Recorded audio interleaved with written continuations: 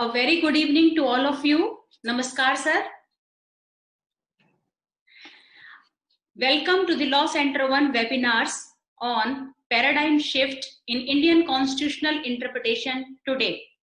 The Law Center 1 has been organizing a series of webinars under the able guidance of our Professor in charge, Professor Sarabjit Kaur, to benefit the faculty members and especially the students during this difficult time of COVID, when all of us are confined to our houses, that is Ghar Nivas.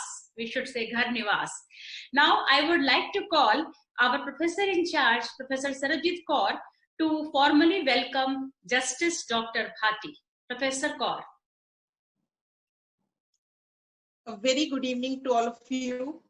I welcome you all to the webinar on Paradigm Shift in Indian Constitutional Interpretation. It gives me immense pleasure to inform you all that Law Center 1 is celebrating its 50 years of excellence this year. And today's webinar is an integral part of our year-long celebrations. Today we have the privilege of having with us Honorable Dr. Justice Pushpen Singh Bhati, Judge, High Court of Rajasthan. On behalf of Law Center 1, I warmly welcome you, Justice Bhati. Thank you, madam. Indeed, it's my pleasure to extend a hearty welcome to our distinguished participants, learned colleagues, and dear students. Today's topic for the webinar, Paradigm Shift in Indian Constitutional Interpretation, is very significant. The Indian Constitution is based on the philosophy of evolving an egalitarian society, free from any fear and bias, and to protect human dignity, rule of law, principles such as morality, justice, etc. The real democracy is not just the law made by the legislature and legislative supremacy, but it is based on legislative supremacy and supremacy of values, principles, and human rights. In its early years, the Supreme Court adopted a literal interpretation approach, focusing on plain meaning of the words used in the Constitution. A.K. Gopalan was one of the early decisions in which the Supreme Court gave restrictive interpretation to the expression personal liberty under Article 21 and held that Articles 14, 19, and 21 are mutually exclusive. In Maneka Gandhi versus Union of India, the court played a proactive role to protect the fundamental rights of the individuals. Rejecting the Gopalan approach, the court reinterpreted Article 21 of the Constitution. It gave widest possible interpretation to the expression personal liberty. It was held that Article 14, 19, and 21 have simultaneous application and that the principles of natural justice form part of procedure established by law under Article 21. After this decision, a number of rights have been included in the expression right to life and right to personal liberty under Article 21. Recently, in Navteej Singh Johar case, while talking about transformative constitutionalism, it has been held by the Supreme Court that interpretation of constitutional provisions should not be limited to literal meaning of its words, but they should be given meaningful interpretation, which reflect their intent and purpose in consonance with changing times. It was held by the court that transformative constitutionalism includes not only recognition of rights and freedoms of the individuals, but also giving them adequate opportunities to develop socially, economically, and politically. The Supreme Court further emphasized that the concept of constitutional morality urges the organs of the state to preserve the heterogeneous nature of the society and to curb any attempt by the majority to usurp the rights and freedoms of a minuscule section of people. Our Constitution is a living document capable of expansions with the changing needs and demands of the society. In this context, the webinar today is primarily focused to develop an understanding of our Constitution and also to critically analyze the dynamic contours of the Indian Constitution to harmonize it with changing societal trends. With this, I warmly welcome all of you once again. Thank you. Thank you, Professor Sarabjit. Now, before I request our speaker to give his lecture on this topic, I want to give his brief introduction, very brief, because there are so many, the list is long regarding him. So I would like to briefly mention that Honorable Justice Dr. Pushpendra Singh Bhati, Judge, so High Court, Rajasthan High Court at Jaipur bench. Justice Bhati has done his LLM in mercantile law and PhD in promotion and seniority in public employment is changing dimensions and role of Supreme Court. Before elevation to bench in 2016, he was a practicing advocate in Rajasthan High Court in Jodhpur bench in various fields. There are many fields where he has done his practice and specialization in the writ petitions. He was also the additional advocate general, Rajasthan High Court, Jodhpur, for a long time. He also held responsible positions in Bar Council of Rajasthan, including the presidentship of the bar. He was a trained mediator with the Rajasthan High Court, and also very, very interesting and good for us that he was a visiting faculty aide to Jai Narayan Vyas University, where he was himself a student in Jodhpur for 19 years. And with the National Law University Jodhpur for a year. And I hope, sir, that when you are your faculty at that time, you will be better appreciate that how to connect with the students. I hope that they will enjoy a lot. More also that he's an all-rounder person. When I saw his resume, there are so many adventurous activities which is mentioned where he's champion and he's doing all kind of that sports, etc. So this is a very, I hope that the Justice Bhati will be able to guide our students in a positive way. With this, sir, I request you to kindly deliver your lecture. Over to you, sir. Thank you, Madam. Good evening to all the audience. And my special thanks to Professor Dr. Sarabjit Kaur and also Dr. Alok Sharma, who on behalf of the Law Center 1 of the Faculty of Law, Delhi University, have organized this webinar on in these COVID times. And I particularly feel that the topic chosen is of a great importance to the student of law, as well as all of us who are connected to law, because the paradigm shift in constitutional interpretation is not about a single judgment getting overturned or getting, the law is always, it follows the path of the nature. The nature has a rule of change, and so the law also. The question is that in our democracy, we have given great prominence, great importance to the Constitution of India.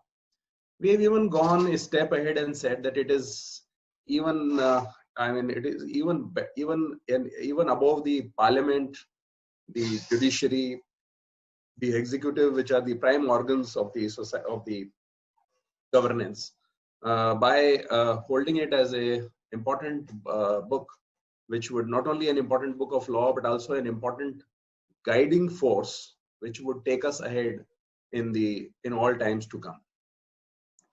While we sit into our homes, as Madam Alok has just pointed out, Ghar Nivas. So while we sit in this Ghar Nivas, we have a good time to contemplate and to evaluate and to see a few things which we all read as students. Later on, they all, it helps us to evaluate and assess the spirit of the Constitution. Directly coming to the topic, paradigm is something where the spectrum shifts. So the spectrum has to shift because, see, the Constitution is dynamic as the society. When the society changes, the Constitution, which is the prime law, has to change. But then to what extent it can change and how far it can adopt to the changing nature of the society is what has to be examined. The topic is such that it is very varied, and if you see the spirit of paradigm, spirit of the change in the paradigm of the constitution, we realize that it is a big shift. I have tried to bifurcate the topics, the topics of the. I have tried to sort of segment some parts of the paradigm to explain it to our law fraternity as to how the shift occurred, and as to so that they will be able to understand and evaluate how it has happened. जब मैं एक young lawyer था, जब मैं मेरे senior के पास बैठ के एक freedom of trade intercourse article 301 307 of constitution of India के ऊपर कुछ रिसर्च कर रहा था, एक मैटर हमारा चल रहा था और उसमें उन्होंने मुझे बोला था कुछ पॉइंट्स देखने के लिए। तो जब उसकी कोर्ट में लगातार बहस भी चल रही थी और जब मैंने उसको देखा तो हम हमारे ऑफिस से रोज कम से कम 15-20 कॉन्स्टिट्यूट बड़े जजमेंट्स और लेके जा रहे थे, और जो हमारे सामने के जो काबिल अधिवक्ता थे वे भी 10-20 बड़ी बुक्स और बड़े जजमेंट्स लेके आ रहे थे। और चूंकि बिल्कुल नया लॉयर था, मैं एक तरह से स्टूडेंट लॉयर ही था, तो जब मैंने मेरे सीनियर से पूछा, मैंने कहा कि या तो वो सही होंगे या हम सही होंगे, लेकिन दोनों के पास अगर इतने सारे जजमेंट हैं तो ये कोर्ट कैसे पता लगाएगी कि इन दोनों में से क्या चीज फाइनल है, इनमें से क्या चीज सही है, और इसमें से क्या चीज जो है वो हमारे को फाइनली हमारे केस के अंदर जिताएगी या केस के अंदर सक्सेस लाएगी। उन्होंने बहुत अच्छा आंसर दिया। उन्होंने कहा कि लॉ में कोई भी चीज फाइनलिटी नहीं होती कि आपने ये जजमेंट कर दिया तो इट बिकम्स फाइनल।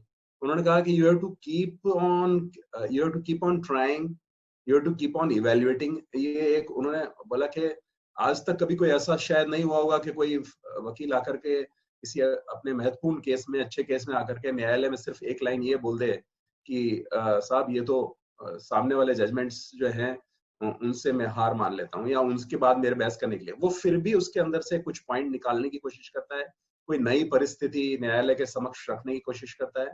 और वो वकील ये प्रयास करता है, जो नया लॉयर होता है, कि बड़े से बड़े लॉ के अंदर भी कुछ लूप होल्स होते हैं, कुछ नए एवेन्यूज होते हैं, कुछ बड़े ट्री ऑफ लॉ के अंदर छोटी छोटी ब्रांचेस होती हैं जिनके अंदर आप डिस्टिंग्विश कर सकते हो, आप उनको नया इंटरप्रिटेशन ढूंढ सकते हो, आप एक नई डॉक्ट्राइन की सहारा ले सकते हो, आप उसके अंदर एक बहुत सारी चीजें। And that is the fine art of advocacy which a lawyer has to have, which a student lawyer has to have to sort of get into the stream of adjudication. Because when you are before the court, the live nature of the law, otherwise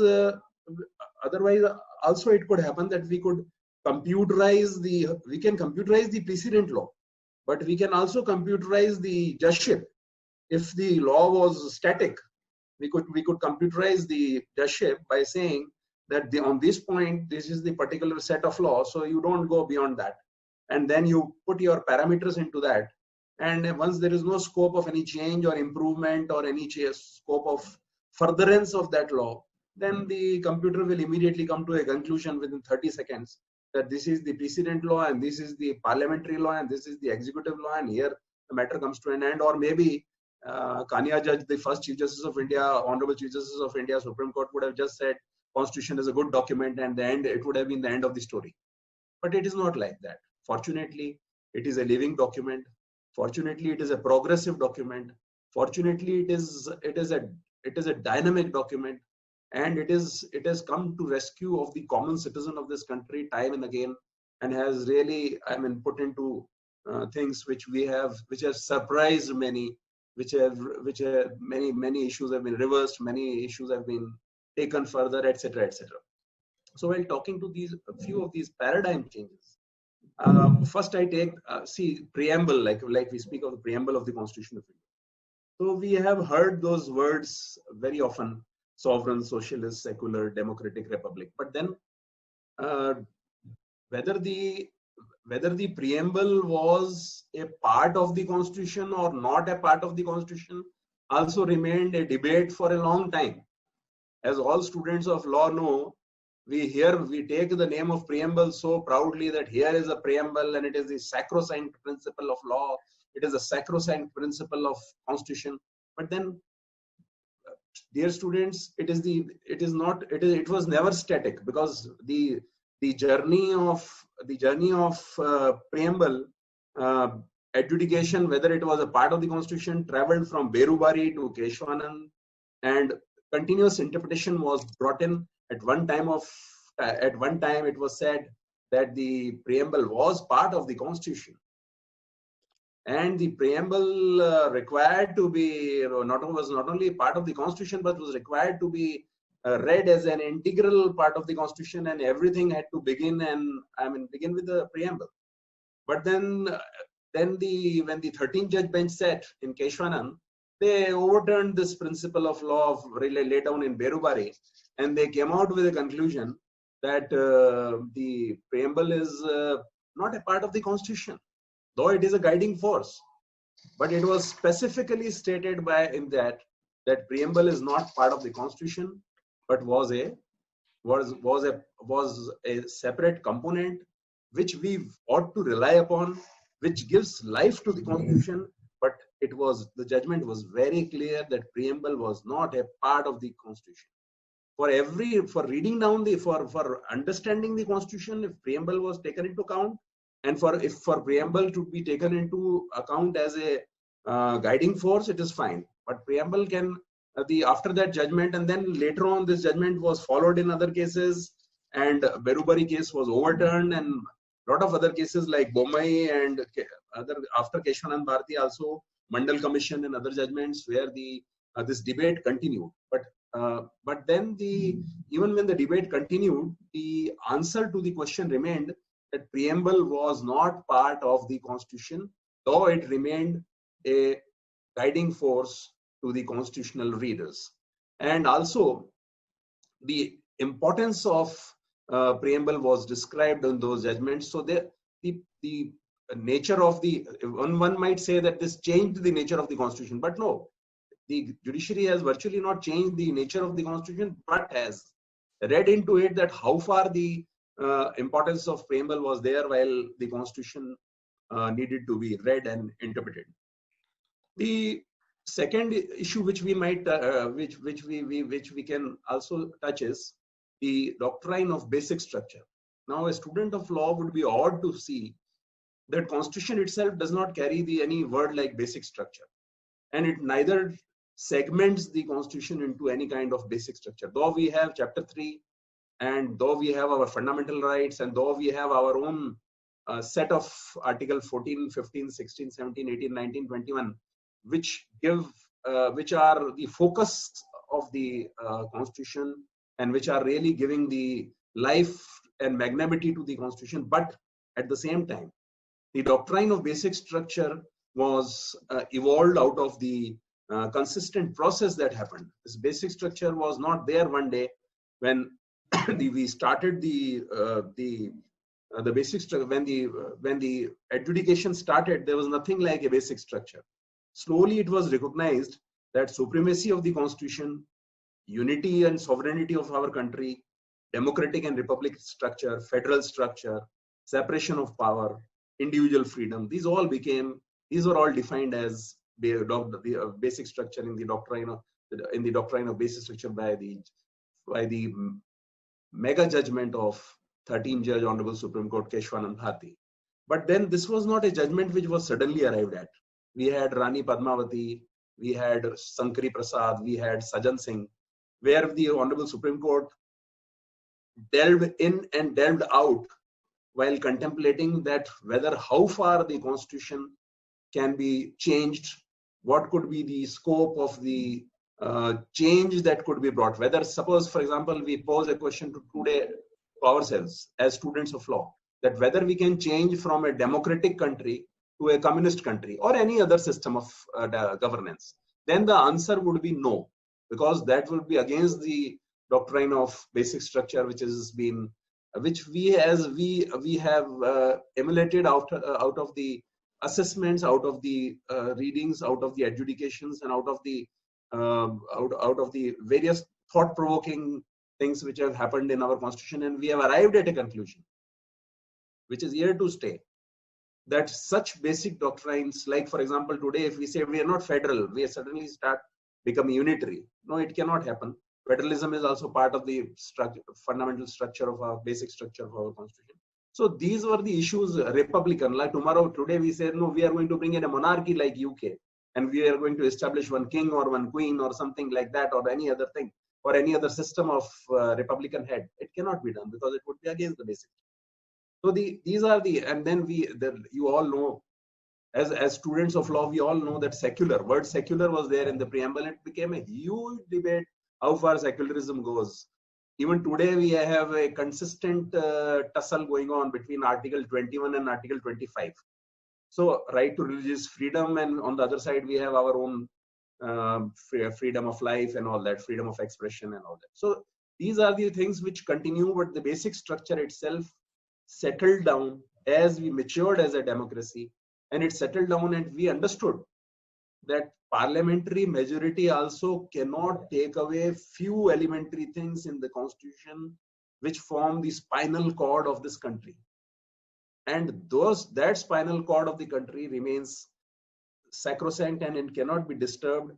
Separation of power is there. We have our individual freedom. We have our parliamentary system. And so all this happened. And as these first 7 principles which are laid down in the Keshwanand Bharati further increased.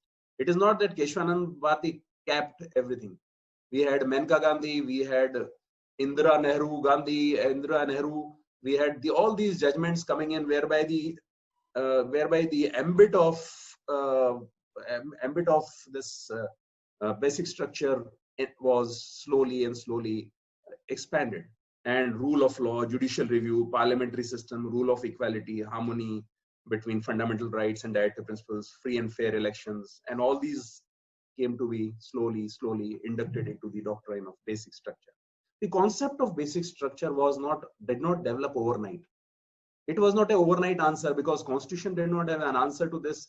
Constitution simply ended itself by saying that a power of parliamentary amendment was there. It was an absolute power, but how far that power could be used, and what would be the parameters in which that power would be exercised, was always a question of adjudication. And that is why, though we came in and out, but finally we settled with a proposition that there would be certain core values which we will not. And the whole thing, Sankari Prasad, Sajjan Singh, Golaknath, Keshwanand Bharati, Indira Nehru, Minerva Mills, Vaman Rao. I would like to pause here.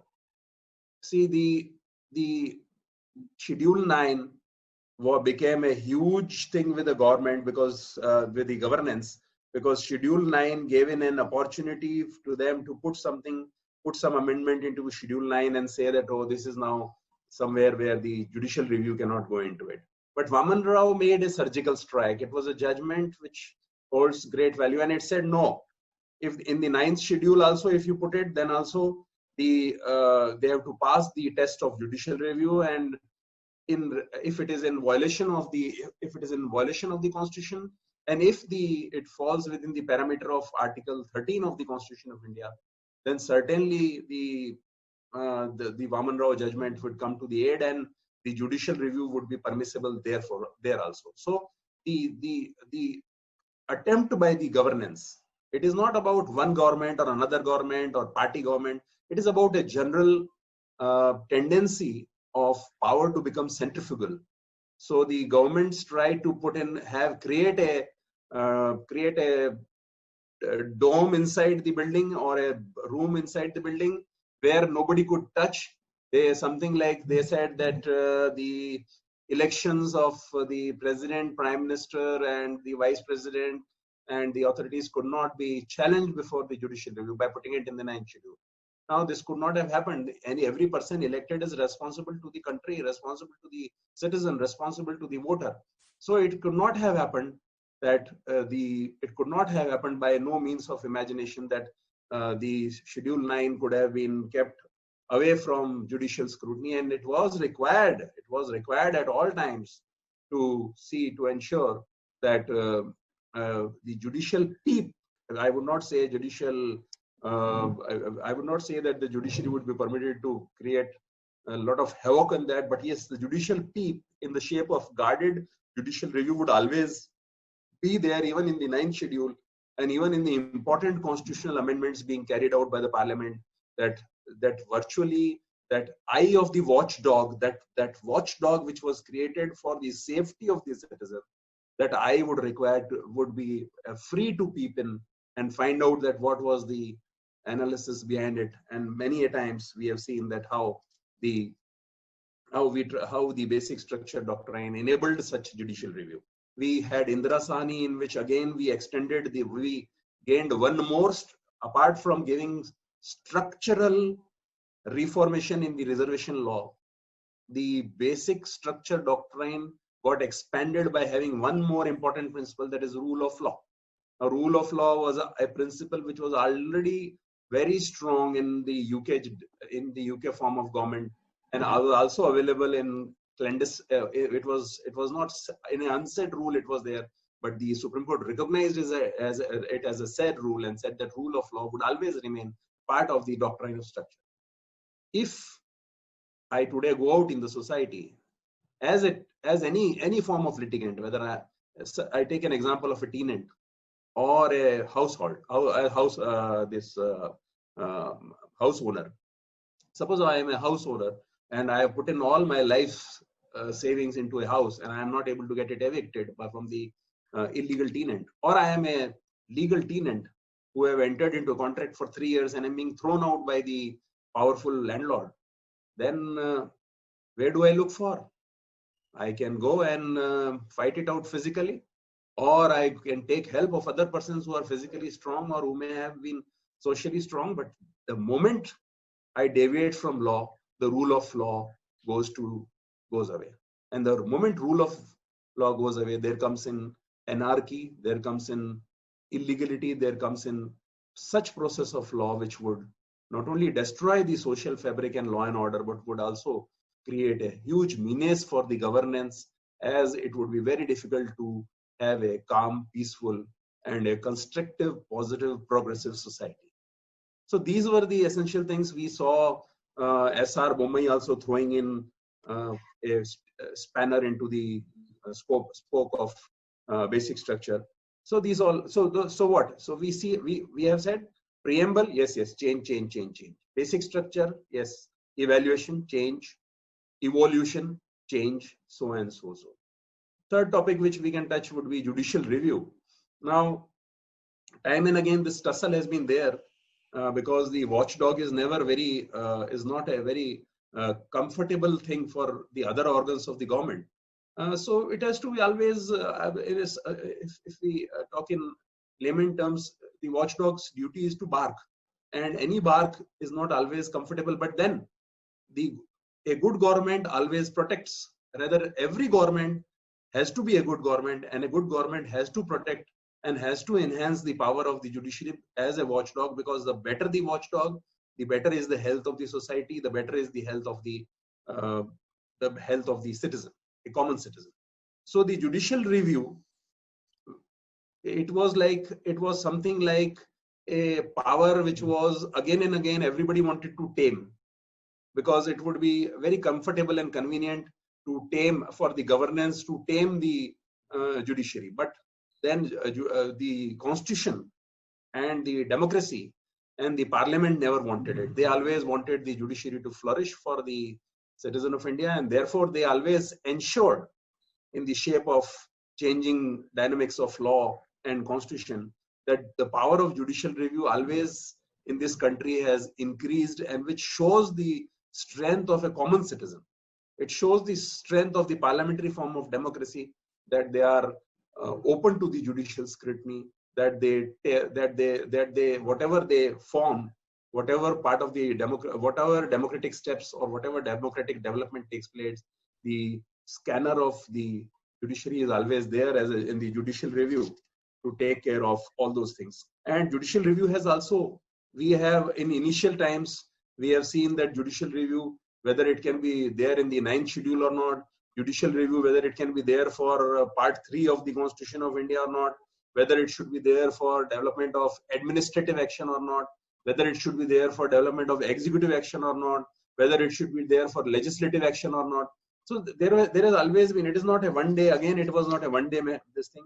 And again, we, Sankari Prasad, Kola, Mithu, UCL, we traveled from one case to another. The interpretations. See, today's topic is constitutional interpretation. And interpretations is nothing but precedent law given by the courts of this country, the judiciary of this country. So these interpretations have not come in overnight. These interpretations continued and they got refined, they got reversed, they got, these things continued, and we have, there was, I would like to recollect one judgment of Mithu, in which the section 303 of the IPC was struck down by the Honorable Apex Court. Why I recollect this judgment was that it was a simple IPC provision which said that if a person is already guilty of murder, second time there would be no alternative than to give him a death sentence. But then the court did not want to presume, the judiciary and the constitution and the democracy in the modern society did not want to presume punishment at the threshold, saying that at the initial step itself, a person is being tried of 303. That means you are, if you want to give him punishment of whatever prescribed punishment, whether it is death, whether it is life, whether it is 10 years, you give it. 302 also is for murder, so give it. But it should not be there with a prejudice. So the judicial review, even in those hardcore criminal laws, took time. It was not the overnight that it happened, and overnight we could find ways out. But yes, judicial review remained an important tool, and today also it is set of the society says that the judicial review, the critical analysis, when it takes place, it says judicial review should be restricted, but it is not necessary to restrict it, and it should be allowed to have an unfettered premise, because it is always, it is inherent. Abundant caution is always inherent in judicial review. It can never be arbitrary. It can never run amok. It has to be there within the settled principles of the constitution. A judicial review does not mean that you can just go into a bull can just enter into a china shop and destroy it. No, it has to be very cautious. Again, that is why I used the word peep when I was saying, I was trying to explain it. Then the fourth component could be public interest litigation. We traveled from Hussain Ara Khatun onwards. 40, 50, 30, 40,000 prisoners were languishing in jail, even going beyond there. Even if they would have been punished for the crime which they had committed, then also they would have finished their sentence by now. So this was an eye-opener, and the Supreme Court had no option but to demonstrate a unique tool of the constitution, which was developed as a public interest tool. Now this public interest tool then was later on developed in many other cases, and it continued from environment to human rights to other rights to administrative rights and many other things, which were from one case, Indian Bank Association, Guruyar Devastan Management Committee, Parmanand Katara, agrarian legal action. So it continued, it evolved.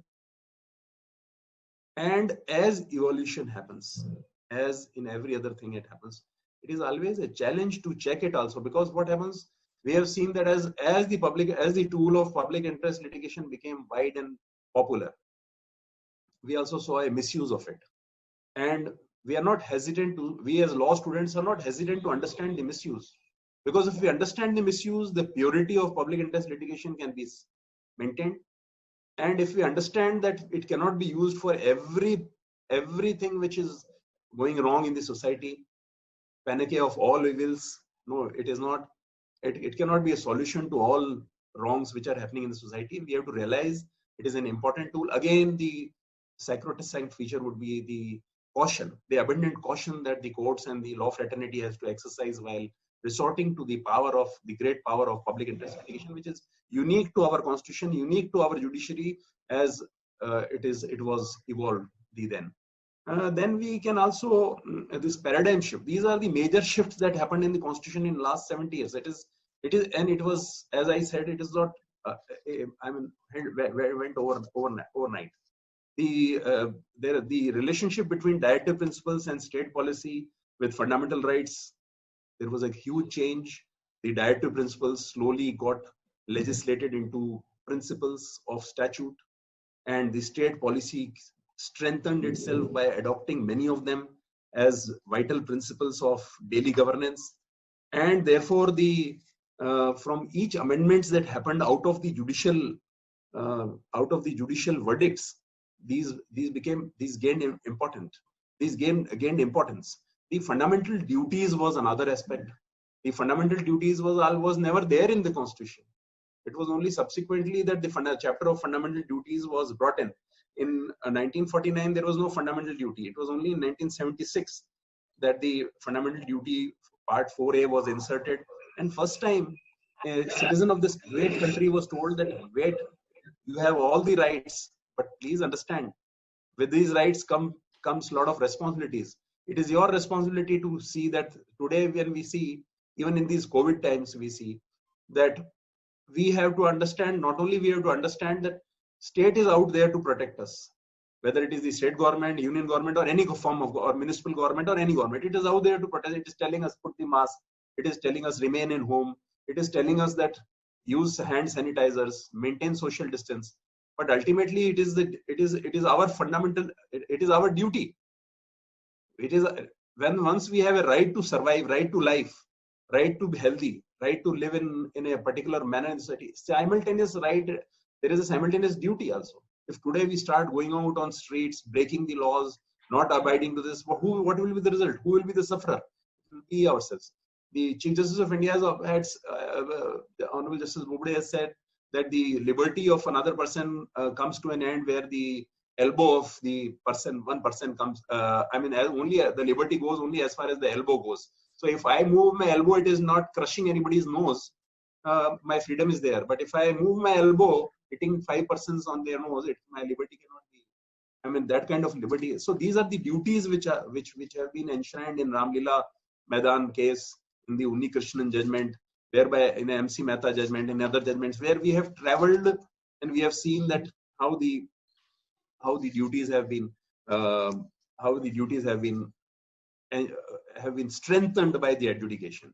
Environment, we saw the doctrine of absolute liability in the Bhopal Union Carbide Corporation case, and we have recently seen the gas leak and the suffering that the common citizen again had at the hands of the leakage of an industrial way gas. So these are the doctrine of absolute liability, which was there from the time of Ryland versus Fletcher, which is a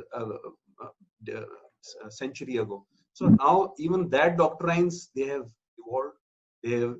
After adjudications, we have seen how the Bhopal case changed, or how the Union Carbide case changed the dimensions.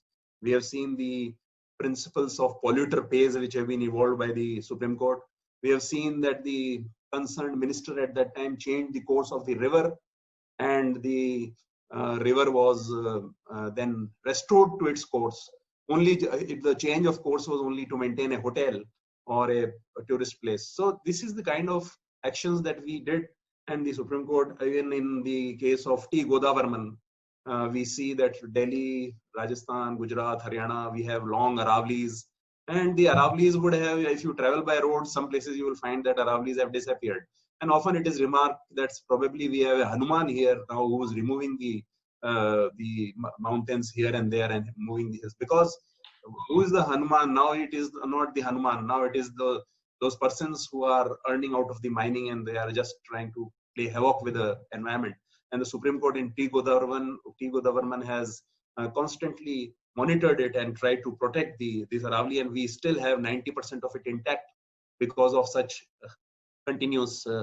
Then we had precautionary principle, we had polluter pays principle, we had doctrine of sustainable development, that on one side we have to have industry and we have to growth and development, on the other side we have to protect the environment. The public trust doctrine was evolved, and all these litigations, all these doctrines slowly came into it, and we slowly learned that we have to protect our environment. Paradigm shift into the nature, in the tactics to protect our forests, greenery, mountain, rivers, and to keep those things clean. And all these adjudications, this is a paradigm shift, because as the purity in these things gained importance, we needed to change ourselves. The fundamental rights, as you all know, expanded like anything. Article 21, you have seen as law student, we all have seen it has expanded to right to education, right to speedy trial. All these adjudications have taken place, and we do not have one definition of right to life. It expands and expands. Every other judgment would come, and a very important aspect of right to life would be added into it, because as we all see that now today, that right to life, right to education has resulted into right to we have an act where the education has totally been changed and it has been made accessible to the most deprived sections of the society. So the things changed, the importance of the education and all, we have realized as a modern society, as a progressive society, and therefore the adjudication, there was a paradigm shift. This paradigm shift happened when we expanded Article 21. Everything including the right to treatment, right to good clean environment, right, everything got included in Article 21. This was because we wanted, why we brought it in Article 21. We could have simply said this is important, you have to protect, but we did not say that. We brought it in the Article 21 because part 3 of the Constitution, Article 21 was like a central dome of the temple of laws. So we put it in the central dome by giving it that kind of prominence, so that it could improve our life, and we could have done a better way. Judicial, the appointment of judges, as we saw in the first case, all remember in 1981 probably, we said that no, the approval of the Chief Justice would be merely, I mean, it would be just a formality, and slowly it all changed. And after that, soon thereafter, we saw that the dynamics changed, and we brought into laws where the concurrence, the consultation, and word meaning of concurrence and consultation in Article 124 was given a new meaning. And thereafter we have seen until the National Judicial Commission was formed and the 99th Amendment took place, and the striking down of that amendment took place, that how the judicial independence got involved with it, and what played the balance to go in favor of the collegium system. Gender justice has traveled a long history. Madam, can I take 5 more minutes? Yeah, please, sir, please. Okay.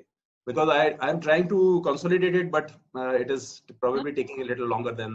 But then I'll just finish it in 5-10 minutes. Then we can go to the question. Sir, kindly cover all the points which you have. Yes. So this is basically we today as law students, what we are here to understand is the paradigm shift in the interpretation. We are not here to understand a particular shift or a small, judgment going here and there. There will be thousands in numbers. But then, like gender justice. Now, gender justice, we have just seen that in Babita Punia's case, the Honorable Supreme Court has said that the women would be given permanent commission, and they would not be the process of short service commission, which was originally meant to have them, short service commission was originally meant to hold the fort for the ladies, and they would be given a way out, a dignified way out after a few number of years. It has been, but it was not there for the men. Various reasons were given, that there were enemy lines were dangerous and this and that, but finally the Supreme Court came to the conclusion that internationally the armed forces are having women as important strength of the fighting force, and even the most backward of the conservative of the countries and the governments have allowed women to remain in the driving force to the combat forces. And therefore, we also, the adjudication also resulted, Honorable Supreme Court said that no, they were entitled to permanent commission based on their performance, and the bravery and the valor and the chivalry and all those good qualities were recognized, and they were given the equal status. So the gender justice also changed, and we are not saying, I'm not saying, oh my God, that the country of this woman did not have a right to fight as armed forces. No, I'm not saying that. These things have to change slowly. It has changed. It could have changed a bit earlier. It has changed today. 100 years ago, 125 years ago, the American ladies were not having power to vote. And many other countries, the ladies were not given power to the gender, the female gender was not permitted to even vote, which was the first component of empowerment in a democratic process. We have seen that there are countries which are permitting driving licenses to the ladies here in now just about a year ago. In these times when ladies are driving the spacecrafts and whatnot. So it is not about when the change has happened, but it has to happen. And the faster it happens, the better it is. We have seen that the women did not enjoy property rights in the limited property rights in this country also, but slowly we saw that there was a paradigm shift in legislation. That yes, a girl child or a daughter or a sister was entitled for the same rights as a son or a brother or as a man. So these all things have changed. In the Air India case, this air hostess was fighting, a poor lady was fighting a case. She got, she wanted to have a child, and just because she became pregnant, the Air India wanted to terminate her services.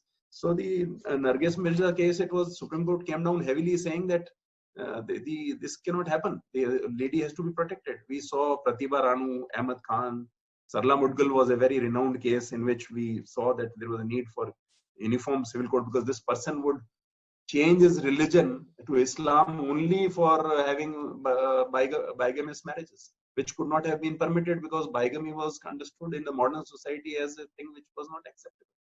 So Vishaka is a case which the world listens, world is amazed at the jurisprudence laid down in Vishaka, not because it protected women, but because the judiciary was in the absence of other powers acting, judiciary was virtually legislating. So the women at workplace who was protected from harassment, certain guidelines were laid down and they were followed religiously until a law came in much later. So this was a unique case where the adjudication helped us to go into a direction and say, no, the working lady requires that special protection. That special eye of security and safety network has to be there around her. And this right was recognized. And when it was recognized that the legislation might take some time, for a long time, the guidelines of the Supreme Court remained in place, protecting and creating a safety network for the working women.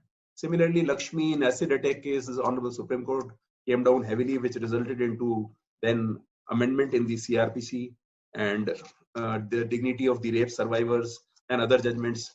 We had Saira Banu, we had Saira Banu, and we had also before that Shah Banu.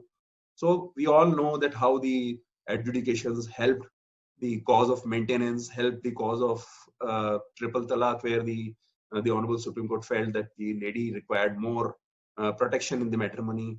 The triple talaq system was struck down. And then we had our Sabrimala temple case, which was again a unique case where the Honorable Supreme Court lady judge has come into with a minority judgment, which is convincing. And of course, the majority judgment is there with the men all around saying that no, women should be permitted to enter the temple. And now it has been referred to the larger bench being an important issue of rights of persons, ladies and everybody to practice their religion and all these things, which will take its own course. But all this adjudication is happening because the society is changing. Because of the society, the meaning of the constitution is changing, and because of this change in the meaning of the society, the paradigm shift into the interpretations has to take place. And Hadia case and other cases we have seen. Right to privacy was a huge departure from the original stance, where we would not have traveled originally to protect much about right to private, because there was hardly any definition available. But slowly we have included right to life also as a part of privacy. Privacy as a part of right to life. So therefore, the Honorable Supreme Court has gone ahead in a constitutional bench and held that no, right to privacy is an important right to the citizen of India. This did not occur overnight. We had Govind, we had Maneka Gandhi, we had other cases when the phones were being tapped, and often the newspaper headlines would be made, how far a person can be stopped, the administration what could be checked and balanced. And this is not coming to an end. Right to privacy with social media, with the kind of today we have we have news coming in that somebody has hacked the WhatsApp with the help of Israeli firm. We have Facebook data leakage issues. We have other social platform issues. So all these things and right to privacy, there will be a continuous assessment, and the change in the paradigm will continue to happen. It has not come to stay. We have seen that in Section 65A of the IT Act being struck down by the Supreme Court when these two girls were jailed because they made a comment on the Facebook when one of the leaders, Bal Thackeray, died, and they made a comment. So they were jailed, and then this change. And then we also saw the cases where this professor was jailed because he made a cartoon of a chief minister. And we also saw many other such cases which were highlighted all over the country. So there was a continuous tussle between personal rights and public rights. And also there is a frequent outcry that how far we can control our Twitters, our Instagrams, our Facebook, our WhatsApp, and all other social platforms. If we want to control them, then we have to breach the lines of privacy. How far those can be breached, how far they cannot be. And these all things still continue to be evaluated, and the paradigm shifts will continue to happen. The Constitution, while the Constitution in its Article 19 has sufficient strength to evaluate all these parameters, and the social inputs which will come in, which will change from time to time, they will certainly reduce the conflict between the. We have seen that land acquisition laws have undergone great reforms. We have now come to a place where we have fair price compensation than the earlier 100 years old law of simple land acquisition, which has also resulted out of frequent judgments, interpretation of old law, Section 5A, if all of you would remember. It required good compensation, and that theory of good compensation developed into fair compensation. So it all happened one by one. Educational reforms have happened. We have seen that the gender reforms also included Article 37, Section 377 of IPC being done away, decriminalized, because two males or two persons of the same gender or two persons having their consensual relationship cannot be criminalized. They cannot be put behind the bars and punished for 10 long years because they are major. They are voluntarily entering into a relationship which may be acceptable to them. It does not mean that the complete society has given a sanctity to that relationship. But yes, we have decriminalized it, saying that it cannot be criminal to do any kind of activity which is voluntary and which is not harmful to any other person. So after a careful evaluation, there was a paradigm shift in the Constitution. The constitutional morality itself changed. There was a huge amount of secrecy in the courts where public was always there, public glare was always there, but there was a secrecy. You could not carry a camera or anything. Now we are talking about live streaming. The Supreme Court itself is giving permission for live streaming. And in these COVID times, particularly, we have seen a huge paradigm shift.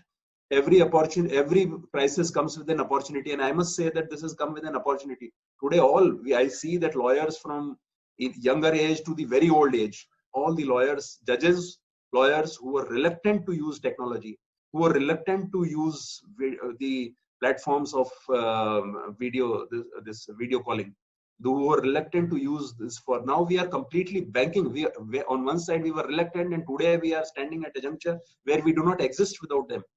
Our Rajasthan High Court has worked every single day during COVID times. It was not closed except for 2 days when somebody was found to be suffering from the COVID. So that was also for the purpose of sanitization. Otherwise, we are working. How we are working? Only and only with the help of the technology. Today, this webinar, Delhi Law Campus is celebrating its 50th.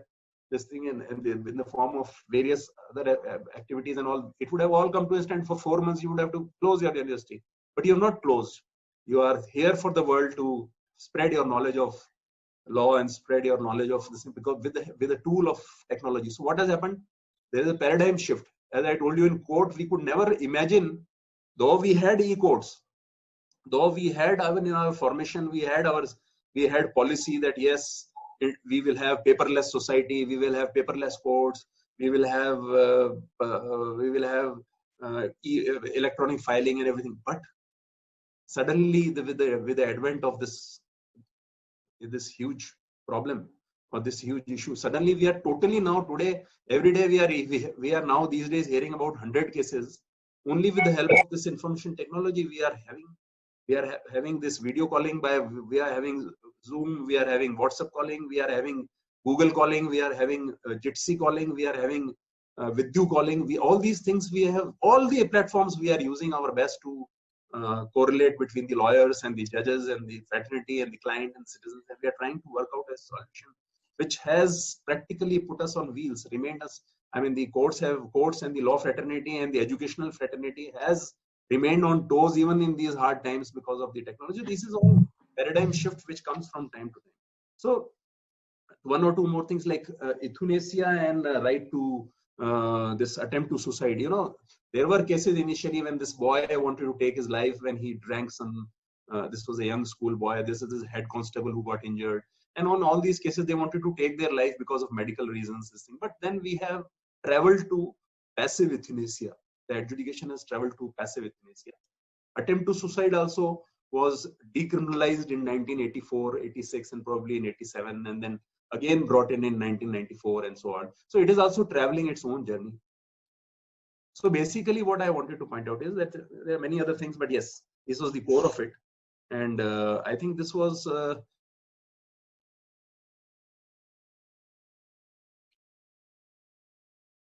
Sir, kindly check your audio.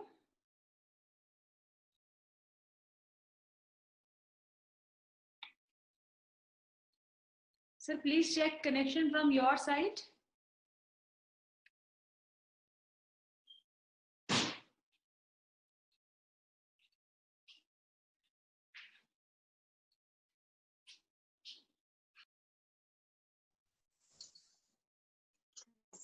Sorry, there was some connection issues. Okay. No problem. Please ask. Go ahead. Yes, sir. You can just forward some questions and I'll try to answer. Sujit, have you asked the questions? No, madam. No, from the students' question answer list. Question answer. Now it's not showing any questions. No questions. I can see some questions. You can see. Kindly see, please. There is some connectivity. Please read, Sajit. Yes,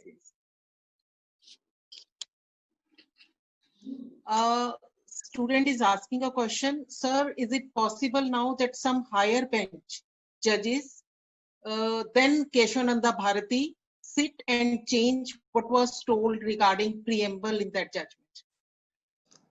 Yes, certainly, dear student. The see, this doctrine of stare decisis always keeps a scope for a larger bench judgment coming in and re-evaluating. You have seen that in Sabrimala case, the 5-judge bench made a constitutional. The 5-judge bench is a constitutional bench judgment. It made a judgment, and then due to looking into the gravity of the matter and the other ancillary and surrounding issues which were very vital, the matter has now been referred to a 9-judge bench. So a larger bench can always be constituted, although the largest bench till now was of 13 judges. That is, we have 30 judges, so probably we must all hope that yes, if it is in the interest of the society, certainly preamble can be brought into the scrutiny for a 15-judge bench or even maybe more.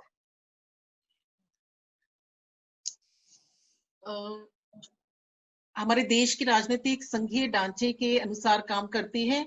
अगर कभी राज्य और केंद्र के बीच विवाद पैदा होता है तो कोर्ट का क्या रोल होता है? If there is some conflict between center and state, so how to resolve that conflict? What is the role of the court? Yes, the role of the court. ये जब संघीय ढांचा फेडरलिज्म जब हमारा वर्क करता है, तब हमारे पास एक बहुत बड़ा रोल जुडिशरी का होता है, क्योंकि आपने देखा कि एक सेंट्रल गवर्नमेंट किसी और पार्टी की होती है और अगर स्टेट गवर्नमेंट किसी और पार्टी की होती है, तो कई बार छोटे छोटे इश्यूज को लेकर के उनके बीच में मतभेद हो जाते हैं, जिसमें मेजोरिटी का इशू भी इन्वॉल्व है और भी बहुत सारे इश्यूज इन्वॉल्व है, जिनके अंदर फिर न्यायालय फ्लोर टेस्ट जैसे बिंदुओं को ला करके और कुछ और तरीके ला करके और उसमें रिजॉल्व कराने का प्रयास करता है. हमने अभी रिसेंटली देखा था कि कर्नाटका में और मध्य प्रदेश में कोर्ट ने जो है फ्लोर टेस्ट ऑर्डर किए. तो संघीय ढांचे के अंदर ऐसा होता है कि कई बार, ये तो खैर डेमोक्रेटिक टसल थी जिसमें सुप्रीम कोर्ट को इंटरफेयर, ऑनरेबल सुप्रीम कोर्ट को इंटरफेयर करना पड़ा, लेकिन इसके अलावा भी कई बार ऐसे बिंदु होते हैं जैसे रिवर शेयरिंग है या और भी कोई बात होती है जहां संघीय ढांचे के अंदर ऐसा लगता है कि अलग अलग, हालांकि वर्गीकरण या सेग्रीगेशन जो है that is very well done in the constitution. We have concurrent list, we have state list, we have union list, but still it happens. Whenever it happens, we have the courts have a power. In fact, the courts are doing it. where they, as I just now gave you the example of Karnataka and Madhya Pradesh, the courts can go into it and should go into it and try to resolve the differences and make it peaceful for the democracy to function. There is one more question. Since we are dealing with paradigm shift in Indian constitutional interpretation, have you come across any right which was earlier widened by the Supreme Court in the inception of the Constitution, and with the changing times, such rights have been curtailed? The question of curtailment of right would not be a curtailment of rights also occurred. In fact, if you would remember the judgment of ADM Jabalpur, the ADM Jabalpur made a judgment that right to life could be suspended in the times of emergency, right? So there was a connotation. But today in Puttaswamy judgment, the same Honorable Supreme Court and later on the Parliament also said that no, right to life has to be expanded. Right to life has to remain. Right to life is a fundamental right. It cannot be interfered with. Similarly, initially there was also a hesitance, whether there was also a hesitation whether what kind of judicial review or what kind of amendments could be made by the Parliament in Chapter 3. Slowly, the Supreme Court said no, Chapter 3 can be amended, but without changing the basic structure. So the changes do happen. There was one dark night when the Honorable Supreme Court said that no, a right to life can be suspended. Then there is always a dawn after the nights. So then the Honorable Supreme Court reversed its own judgment and said no, these are fundamental rights which cannot be suspended. So these are the things which I have to evaluate from time to time. Yes. Sir, one question is from Ishita Kaur. She's asking, sir, then why adultery is still mentioned in IPC if it is decriminalized? It has not been removed. Sir, they say adultery provision adultery has been removed, decriminalized by the Supreme Court. But you must be no. It has been decriminalized.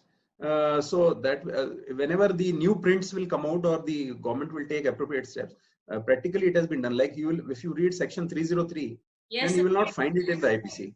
So it stands deleted. Similarly, it will stand deleted. It has to take due process of law. But certainly today, nobody can be convicted for adultery once that judgment has come. Right, sir. Sir, another question is from Suman Singh. In these in these COVID times, it is the poor who is worst affected. How does the Constitution ensures a dignified life to these people? That is why we have seen. Yes, very interesting question, Sumanji. Why it is important is that you see the whole tool of public interest litigation, which is today one of the most powerful tools in the hands of judiciary. In fact, it came with Hussainara Khatun and so on and so on. So you will find that maximum indulgence has been given to persons who are the last corner of the society or last segment of the citizenship. Similarly, now you would also see that various high courts going into the question whether migrants are getting proper help, proper food, proper health, or proper not. This monitoring is going on, and not only in this, everywhere you will find that whenever there is the deprived class is there before the courts, they have that extra. They will always have that extra edge in the constitutional paradigm to approach the court, and the courts also, not only in public interest litigations but in other litigations also, make that extra effort to see that the last segment of this, whether it is the right to have food, right to have health, right to have a hospital, right, any other right which is there, though it is beyond doubt that we have not completely overcome this problem, but yes, the law fraternity, which includes the lawyers, the judges, and the law teachers, and all, they are committed to this. We have our State Legal Service Authority Act, which is all over the country, which is operating, where the thousands of migrants are being given various minimum facilities. They are being facilitated, and a lot of job is being done. I do not say that we have accomplished what we ought to, but I certainly can say with the confidence that we all stand with that last citizen in this segment of citizenship, and we are committed to uplifting. Sir, with your permission, I will ask one question. I cannot see any question in the question answer box. Sir, my question is that constitution is same. I mean, very little changes, amendments we have done, of course, we have done a lot of amendments, but still the same provision, the interpretation is different. Sir, is it not correct that it depends upon the interpretation given by the judge? Same Article 21 has been interpreted very, narrowly before Justice Bhagwati, Justice Krishna here came on the bench, and then now everything under the umbrella you can bring under Article 21. So, is it the interpretation by the judges? So, this is my question. Constitution is same. Dr. Alok, you're right. That is why we say that constitution is dynamic. That is why we say that it is a progressive charter of laws. You're right that it does depend upon the. It sort of reflects the like in society. Earlier we did not have a concept. Suppose I take one example of live-in relationship, right?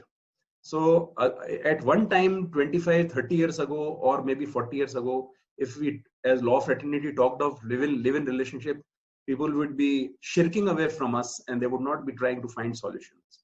Today, the parliament has first time enacted a domestic violence act in which even a living partner has been given, even if he or she is not related in matrimony, then also that live-in partner has been given right under the Domestic Violence Act.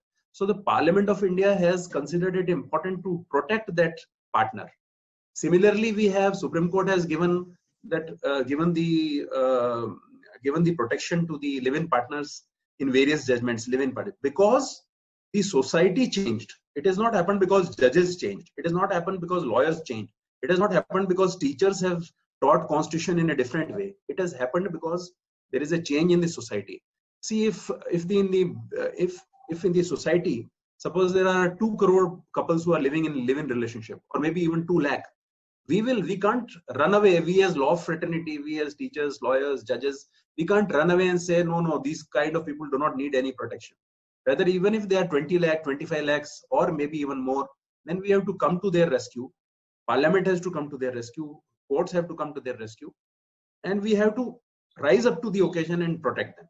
So similarly, it is not about it is no doubt about Justice Bhagwati, Honorable Justice Bhagwati and Honorable Justice Krishnaiyer, and they all, I mean, they were the legends, and they have really, I mean, pushed the law in the right direction.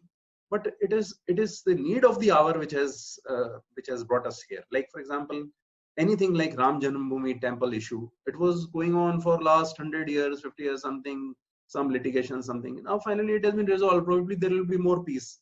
So it is not about, I mean, what the society wants. If it wants peace, we as law fraternity certainly want to use all our power. We certainly want to use all our resources to provide that valuable peace and harmony to the society. So related question is, you have discussed about Ram Mandir issue. Related problem is about the how far brutality going to continue in the name of culture, like Jallikattu. It is Jallikattu. No doubt, see, these animal rights activists and the part of the society who have consistently protested against this cruelty upon animals. In this Rajasthan also, we had a case where these Tanga horses, this horse in a horse cart, they were being put to those races and all, and like those bulls were made to fight. Somewhere you'll have fox fighting, and somewhere. So we have slowly given away the practice of circus, saying that it was cruelty upon the animals. So similarly, this is also an ongoing process. In various aspects, we will find that these days we have public interest litigations where we are trying to protect dogs, trying to protect domestic animals, trying to protect other animals in the street, and we are trying to, do our best to protect the forest areas and other things, so that the wild animals also have their territory and all. And ultimately, we can't say that it is going to stop by a full stop, that one fine day Jallikattu will not happen.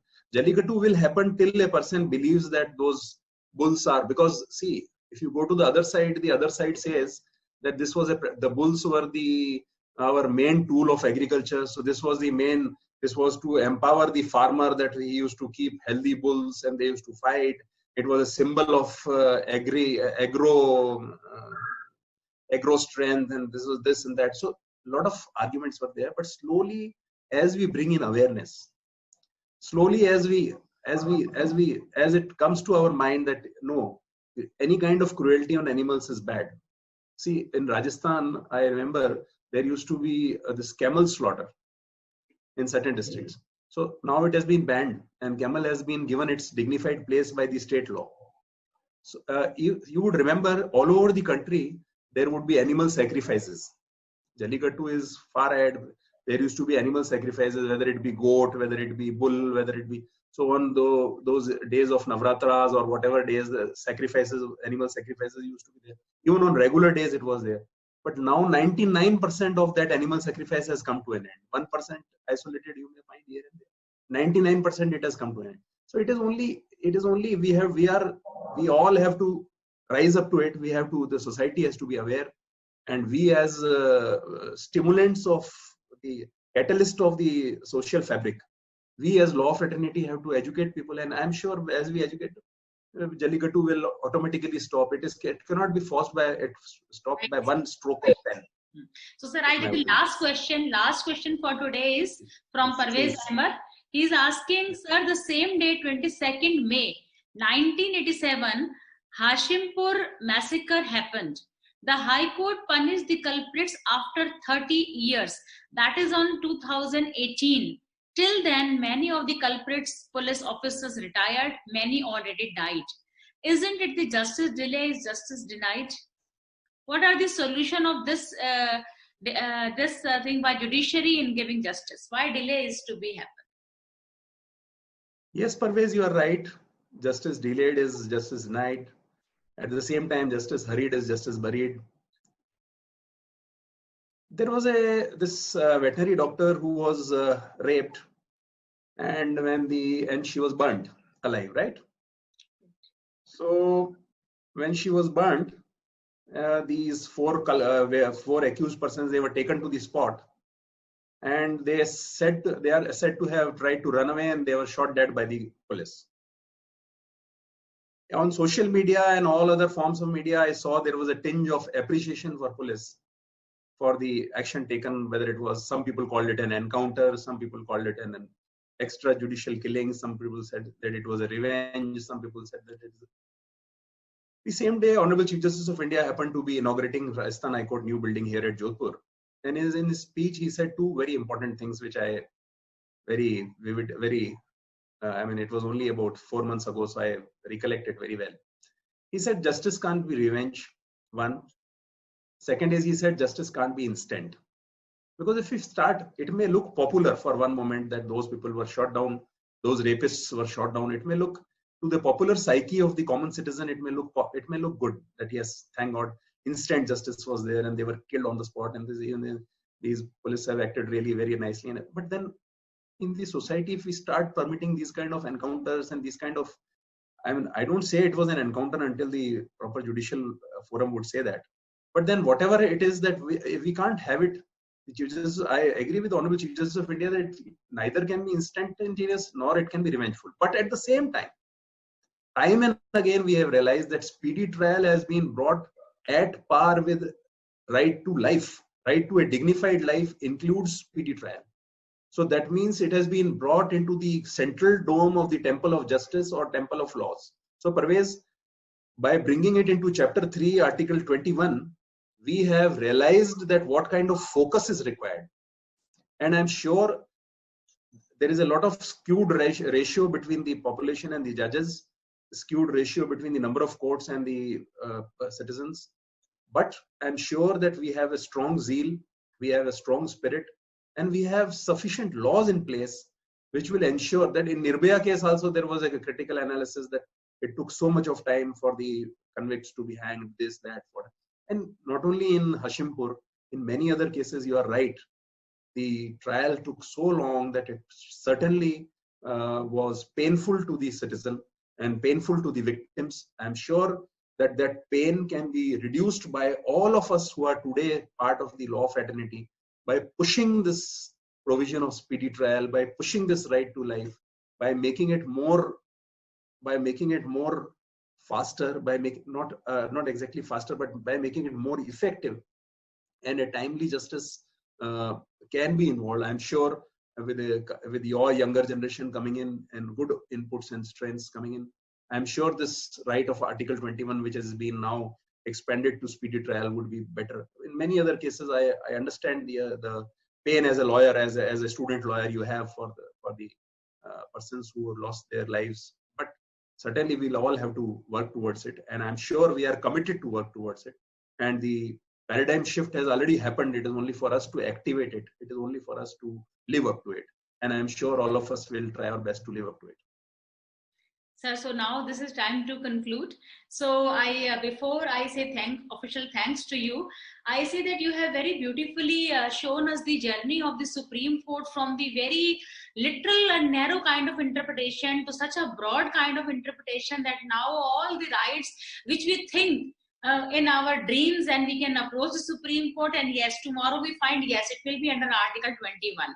So majority of the things which we feel that yes, now earlier it was never thought of that this kind of environment jurisprudence is developed, or the kind of jurisprudence about poor people, migrants, and about the people under trials, the convicts, all kind of initiatives the judiciary at the higher level at least has taken in many cases, and now we feel proud of our Supreme Court and higher judiciary that they take this kind of initiative in the same constitution which was interpreted very narrowly by the earlier judges. Now they take every opportunity to give the justice to the people by liberally interpreting. So thank you, sir, for giving us this insight that how different facets of constitution we have changed from where we have moved in the present scenario, where we say that yes, we have gender justice in all spheres, because the Navy and armed forces was considered as exclusively for